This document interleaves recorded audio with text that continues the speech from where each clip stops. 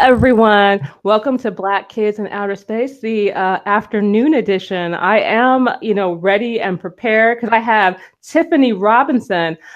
Tiffany Robinson is currently, Tiffany Robinson is currently the senior planner for the city of West Hollywood, managing the citywide bike share program, WeHo Pedals, and serving as the bike share coordinator. She has over 13 years of planning experience in local and regional statewide planning projects.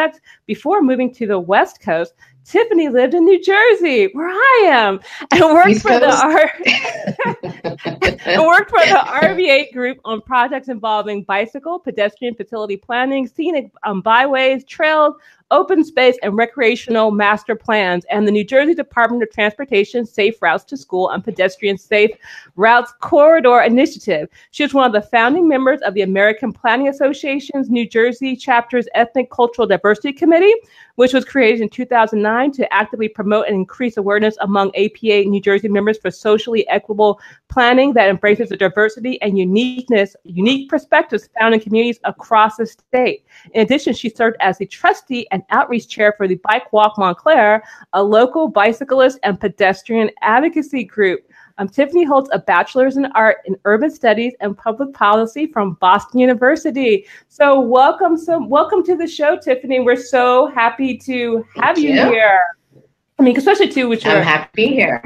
With your New Jersey, and you're originally from Yonkers, New York, right? So you're in New Jersey.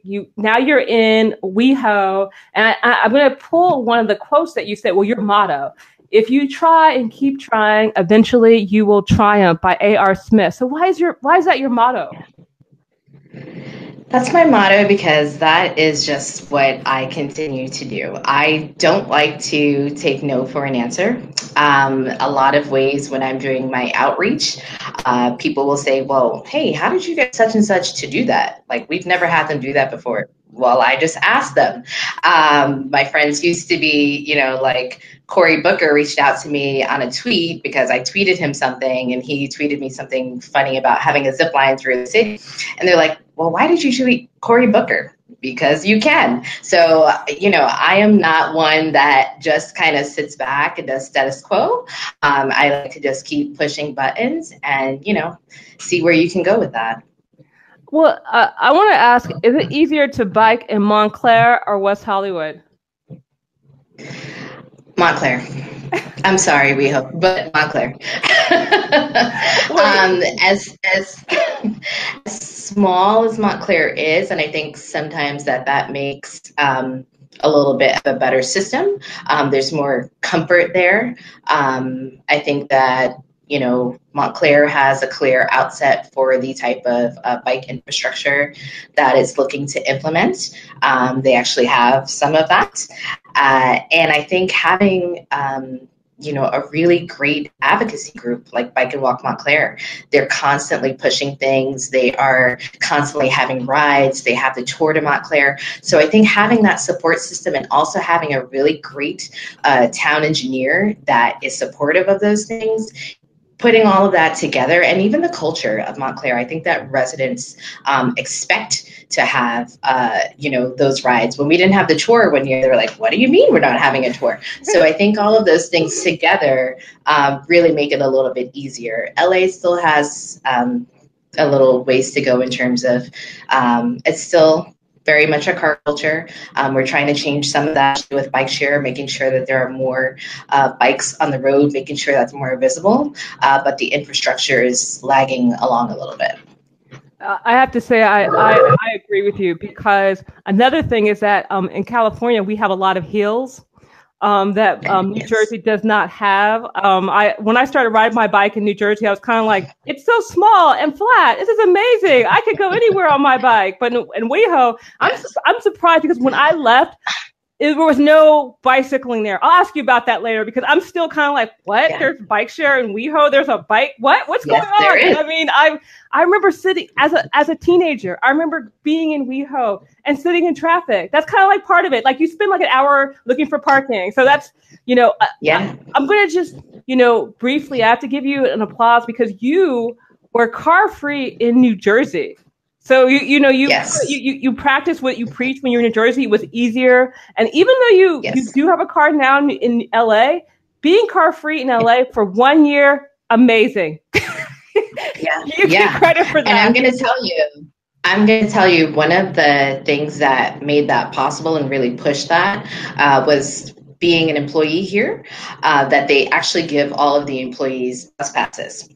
So being able to ride the metro for free was one thing. And that was, you know, whether I was coming to work or doing my weekend trips, that was contributing to taking a car off the road. So having that, having my Zipcar membership, just kind of saved me. But it came to a point where, unfortunately, the public transit system and also the city has its own free shuttle that it runs from the train station in Hollywood to City Hall and points beyond. So those things made it easy. But public transit for me, as a personal choice, became, you know, a little more unsafe than I would prefer. So I ended up getting a car. Well, you know, I mean, I think it's important to kind of say, like, hey, you know, I'm a choice rider and it was challenging for me. And so these are reasons why, so we can make public transit better in Los Angeles. Because I have to say, out here on the East Coast in New York, like in the, you know, North Jersey area, I almost never use my car, ever. I mean, it's like I was like, I should sell this. You don't have to. Yeah, I don't. You don't have to, especially if you're in the city, or as they call it, New York, they call that the city out here. People are in California, Yes. and it's like it's so. Even though I know people in New York hate it, they're like, oh, it's awful. But I'm like, for me, it's great. It's great because you know, okay. Yes. So Yes. what brought you into urban planning in regards to the transportation side? I mean, you know, you study urban planning in space, and you could have kind of gone more into like the physical space, but it seemed like transportation was like your more realm. I mean, are there two sides to choose when you're going into urban planning, or are they one or two, or what goes on there? You know, for me, it was really a personal choice. Growing up in Yonkers, New York, we took the bus everywhere. Our beeline, like I didn't have my driver's license until I was 23. So, and that was just because we actually moved to Rockland County and I needed to have a car there. So growing up, taking the bus everywhere, when I finally got my first job, I had to make this connection. And the connection was impossible to make. If you could see it now, you actually have to go down this steep kind of cliffside to connect to the next bus. And I was just like, this is ridiculous. And then on the way home, going up the ramp was provided, but there's no lighting. And I said, you know, for people that have to take the bus and have to take this way to get to their employment, there has to be a better way. There has to be someone actually looking out for what this infrastructure looks like, because the people that are sitting up there in council, they're not taking the bus with me. So they do not have an idea of what my trip is like. So when I went to college, like kind of knowing this, like, you know, there has to be a way to identify not only how to fix this space, but what is kind of the idea behind it? You know, growing up in Yonkers with the whole desegregation case, you know, there was a lot of stuff kind of going on behind the scenes. And for me, being in a college where, you know, kind of identifying what are these issues and how can we make it better for the community. And so that's kind of the mind space that I went into. And so I didn't immediately get into planning, but I got back to it. And once I did, transportation was my focus. And in particular, pedestrian and bicycle planning has been my jam. And I've loved it. Mm-hmm. No, I think that's wonderful. You know, because you are the bike coordinator for West Hollywood, I have to, of course, ask you the obligatory question we ask all bike coordinators. So, WeHo is pedals is a dock system. What are your feelings on dockless systems? We are both. We are a hybrid. So you can dock if you want to, but you do not have to return the bike to a station. We do allow you to lock it to a regular public rack. We do charge for that, a $2 convenience fee. And it's interesting that we are talking about dockless. I just came from a regional bike share meeting. I'll go into what the regional bike share means a little bit later. But time will tell. I think dockless bikes have their own space. I think that one of the things that we want to be careful about is allowing for-profit companies to kind of invade the space and kind of populate it in a way that's here today, gone tomorrow, because then you lose credibility with what, bike sharing really is with the community as a whole if they can't rely on a system. What we see today is, our bikes are green, Lime bikes are green. So sometimes we'll get a call and say, hey, this bike is blocking our thing. And we'll say, well, that's not our bike. So what we're already starting to see is some of that losing credibility with safety and in terms of how people are using it, because they just see it all as bikes. They don't know that that's the city's bike. They don't know that that's Lime bike. They just see bikes. So we have to be very careful in how we present the bikes to the community as a whole, and just make sure that whatever is done, make sure it's regulated, so that we're protecting not only the people using the bikes, but also the users, the other users of the roadway space, in particular pedestrians. Here in West Hollywood, we do allow you to ride on the sidewalk if there is no bike lane present. And unfortunately, even if there is a bike lane present, not unfortunately, if people don't feel safe to ride in the bike lane, they're allowed to ride on the sidewalk. It might not be legal, but if you're a rider, that's where you feel safe. So there is some conflict with that. And as we introduce more dockless systems into kind of this foray, you're just going to see more of different allocation of the roadway space. And it might be a little bit unsafe for some of the users. And I think we just want to make sure that we regulate that in a way that works for everyone. I think adding more mobility options is great. As a planner, as a bike share coordinator for a system that we want to make sure is, revenue neutral, might be a little different. Mm-hmm. No, I think this is a really important point, because a lot of these dockless share, they're just kind of throwing money everywhere. It's like, so it's kind of good to kind of put that kind of in perspective, because everybody kind of like, oh yeah, dockless, but they're giving out a lot of money. I'm not saying that people are saying things that aren't true. I'm just saying that lots of money is involved in dockless bike share right now. That's correct. And right now is the key. We don't know, we've seen already one dockless bike share company fold away. What will happen with the others? And what happens when a city has said, we don't want to make an investment, we'll just let the dockless companies do it, and then they fold away. Then your city is left with nothing. So we should just be very careful about how we regulate it and I think we should just continue to monitor how we integrate that mobility option with the rest of the options out there. Wow, that was an amazing answer. I'm going to cut that out and so people can have that information. I just remember me being, fourth generation Angelino. I remember just being in WeHo, sitting in traffic. I rode my bike in Santa Monica. I even rode my bike in other parts of Hollywood. But how did you guys have come a long way, that you guys got a bike share now. I mean, how'd you, and it seemed like just because you came. So how did you make this happen, Tiffany? How did you get people in WeHo riding bicycles? I cannot take credit. I actually came in at a point where it had already been decided that this is what the city was going to do. Mm-hmm. Now, actually launching that, yes, I was definitely kind of, right there at the launch. They actually brought me in to launch the program and to make sure that it was operating properly for the at least very launch year and then the subsequent year. So one, having a supportive council that said, hey, we see this working in Santa Monica. We see that they've signed on. We want to do it too. So taking council's actual direction and putting it into implementation.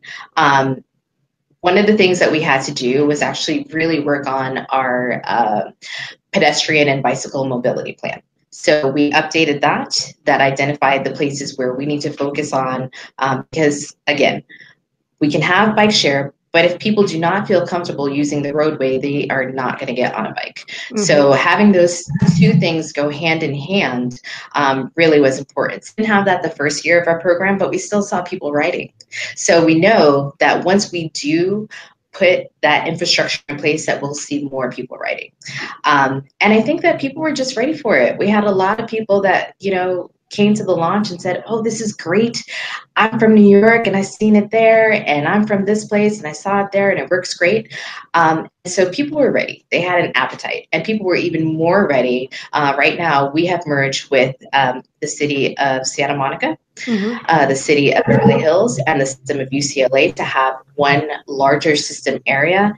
And people are thrilled. One thing that they didn't like is that our system actually had quite a large system area merged with Beverly Hills. But one thing they didn't like was not being able to make that connection to Santa Monica. So now they're allowed to either go straight through to Santa Monica, or if they want to use their membership and get on a bike in Santa Monica, they can do that as well. So people, I think the appetite is right. And I think that the things that are happening in the surrounding cities, I think, LA working on their bicycle infrastructure, I think Metro working on their bike share system. I think all of those factors together, and really seeing what else is happening in bikes across the country, has really kind of fed into that, and we're ready for it. Well, a little birdie told me that you guys are going to do a ciclovia. And you're going to do a thing called Connect Hollywood, a Connect Hollywood event where you can connect West Hollywood and East Hollywood. And that's going to happen next year. You want to give me some, That's happening next year. Yes, I can.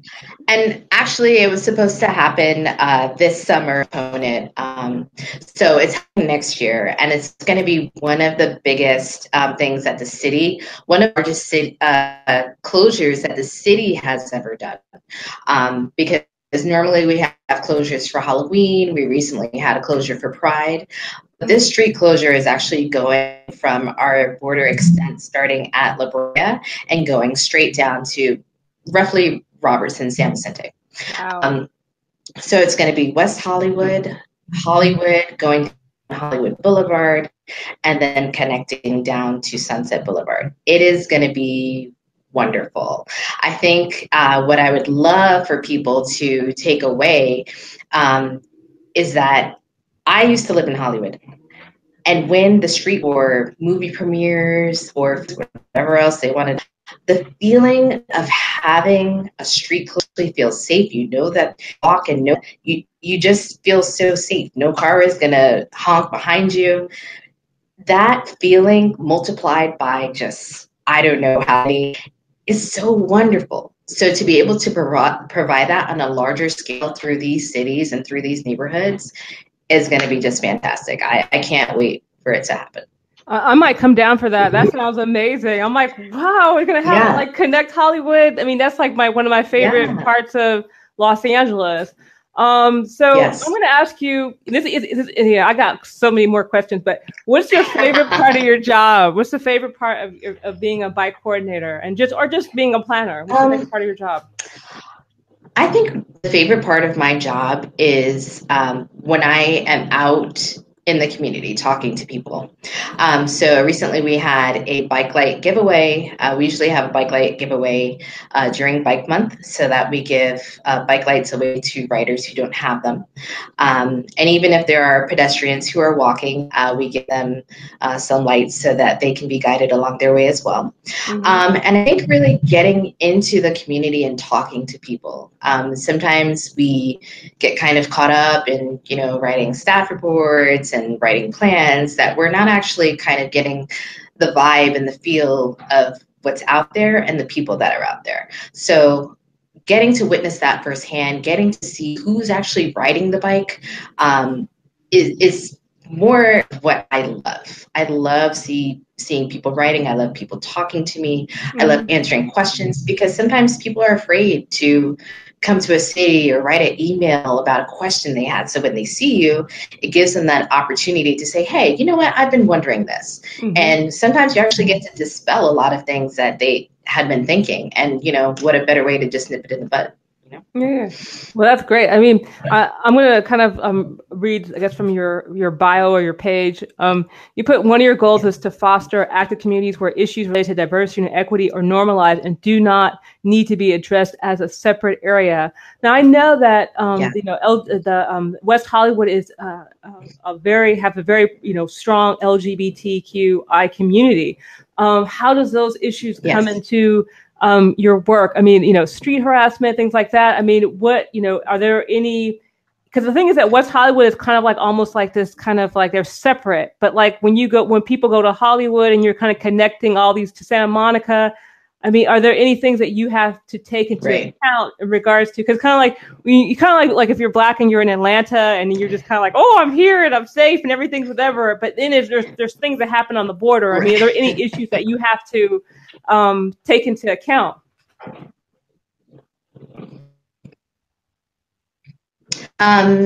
For the program, one of the things that we wanted to make sure, we were one of the first ones of the cities that do have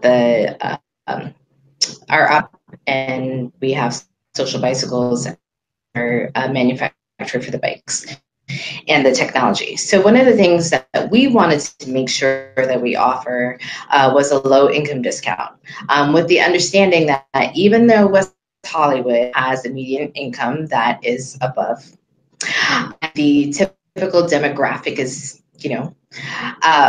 there are homeless people and there are low incomes that haven't reached that homeless threshold, but they're very close. And they need a bike to get around, type of transportation. Sometimes the metro isn't running or the bus isn't running. To be able to option to them, the transportation is important. Offer this to everyone. Be sure not to exclude anyone. So for me, making sure that when we're doing outreach, that included the low income folks. Oops, sorry about that. I'm in a room with an automatic timer. Sorry about that. So that was one thing. Another thing was actually including a senior discount. A lot of people say, seniors over a certain age, they're not riding anymore. That's not true. We have a pretty active senior population. One of the things in terms of LGBT, one of the things that I came across, because I hear all the complaints, a lot of times certain folks in that population are also homeless, right? So one of the things when you are homeless, which I didn't recognize prior to this, is you have to store your stuff somewhere. And when your stuff gets stolen, when there are, I dealt with a particular person who had a bike locker. When the bike locker was taken away, all their stuff went away, including their bike. So they no longer had a bike to transport with. And so it was very important to me to make sure that when we are doing outreach, that we're not leaving, we're talking to those folks when we're out there. We're not just kind of sidelining and say, making sure that we really are focusing on the people who really need this transportation option. No, that's like so important. Hollywood has a variety of people, and people kind of probably just think there's one type of LGBT person, and it's like there are people who are in the LGBT community who are poor, who are seniors, who who are middle class. There's a variety of people, just like in all communities. So that's great that you're being mindful of that. I know that you were the founding member of the APA's New Jersey chapter Ethnic and Cultural Diversity Committee. Can you talk a little bit to why did you found that, and why did you think it was important? Yes, so I am one of the co-founders. Jeffrey Wilkerson is the other. Shout out to Jeff. And one of the things that we were finding in New Jersey, being the melting pot that it is, and I don't think that this is unique to New Jersey, but what we were finding is that a couple of things. So one, often we were the only persons of color in the room. Two, many people, organizations were going into our communities that didn't look like us. So we wanted to make sure that, one, there is proper representation for people of color in the planning space as a professional, and two, that if you are going into our communities, that our communities have proper representation of what their voice should be, not just kind of, walking in and saying this is how it is, really making sure that we're doing the reverse of that and making sure that we hear what it is that they want to be said. So what we did was kind of had some of these forums to identify, here are our stories. Here's how we move through space. Here is how we move through the planning space. And it was really just to bring more awareness to different cultural identities that existed planning space and within our state. We just kind of felt like that wasn't being, that was kind of the onus for bringing that group together. And it wasn't people of color. Back of it, it was also wanted to hear more stories from women. We wanted to hear just more stories from people we just were not hearing from, and we just were not seeing that representation. And so our chapter president, Chuck Latini, and the executive director, Sheena Collum, they were just awesome in supporting us in doing this. And it was great. It was great. Mm-hmm. So just the final question I have for you is, because if you guys could bring bike share to WeHo, we could bring it to Newark. I know we could. So what advice would you give us in Newark in regards to bike share, or support for a more multimodality in regards to the population? I know that's a big question. It's a little tiny question. So how do you bring bike share to Newark? Listen, what advice would you give? I'm gonna tell you this. Let's put it like this. If you can bring bike share to Camden, you can bring it to Newark. I was so proud to see Camden was one of the cities that I worked on when I worked on the New Jersey DOT Safe Routes to School program. So, shout out to Charles Brown. When I saw that Camden is now dockless or not, and it's actually the perfect revenue model for them as a city, Camden, to have dockless. If they can do it, Newark can do it. Newark should have had it already. Honestly, the systems that we've had in place in terms of the planners that were in place in identifying different bike infrastructure, different pedestrian infrastructure for Newark, in making it this space. If you have a Whole Foods now and all of that, it's prime and ripe for that type of infrastructure to happen. Your bus system is great. Why not add some more multimodal features like bike share? Start with dockless. I know what I'm saying, but as a city that already has a bike share system, dockless kind of doesn't make sense. But if you don't have one, there's no loss by starting with dockless. Try it. Use that, try a pilot system to see if it works for your city. So you can see the temperament people like to ride or not. Guarantee you that you will get people. It's not like people are not riding bikes in Newark. They are. One thing that Newark needs to do better that I've always said, if you look at the number of bike shops in Montclair versus the number of bike shops in Newark, it's a shame. Given the total amount of population in both cities, you should see way more bike shops in Newark. So if someone can come in and start to kind of foster that support for bike share, for biking in general, for infrastructure, and for maybe some type of advocacy group. I know that there used to be advocacy group in Newark, and I don't know if they still exist, but kind of that up. But Newark should be right there. Jersey City, Hoboken, already doing bike share. Come on, let's ramp it up. Well, I'll let them know that. I'll have them watch this video. But thank you so much, Tiffany, for coming and speaking to us in Black Kids in Outer Space. We got a lot of please do great info and everything from you. So again, thank you so much, and have a great day in West Hollywood.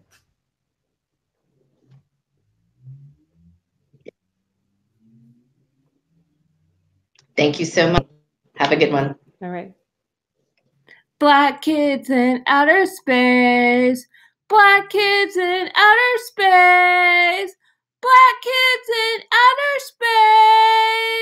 space. Urban planning, walking, bicycling, and more in our space.